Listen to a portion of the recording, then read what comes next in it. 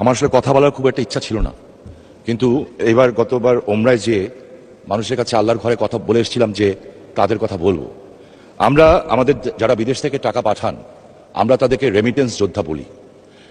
71 সনে যারা দেশ স্বাধীন করেছিলেন তাদের বলতাম মুক্তিযোদ্ধা।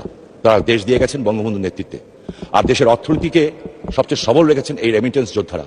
একটু আগে যে আমাদের সিনিয়র সংসদ সদস্য যে রফিক সাহেব যে প্রশ্ন করলেন, এই প্রশ্নের পরে বোঝা যায় তাদের কি করুণ অবস্থা। সমস্ত ব্যবস্থা আছে, কিন্তু জটিলতার কারণে সেই বিষয়গুলি হচ্ছে না।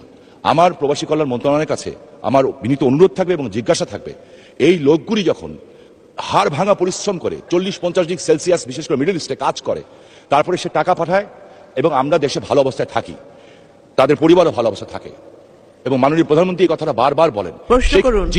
সেইখানে তারা যখন দেশে ফিরে, বিশেষ করে এয়ারপোর্টে তাদেরকে যেভাবে হ্যাস্তন্যস্ত করা হয়, আমার কাছে মনে হয় যে সেটা বন্ধ হওয়া উচিত, এবং এই মন্ত্রণালয় থেকে নির্দিষ্ট ভলেন্টিয়ার সৃষ্টি করে তারা যাতে একজন ভিআইপি হিসাবে এই দেশে প্রবেশ করতে পারে, সম্মান নিয়ে প্রবেশ করতে পারে, সেই বিষয়ে কোনো ব্যবস্থা গ্রহণ করবেন কিনা, করলে কবে নাগাদ করবেন? আপনাকে ধন্যবাদ মাননীয় স্পিকার।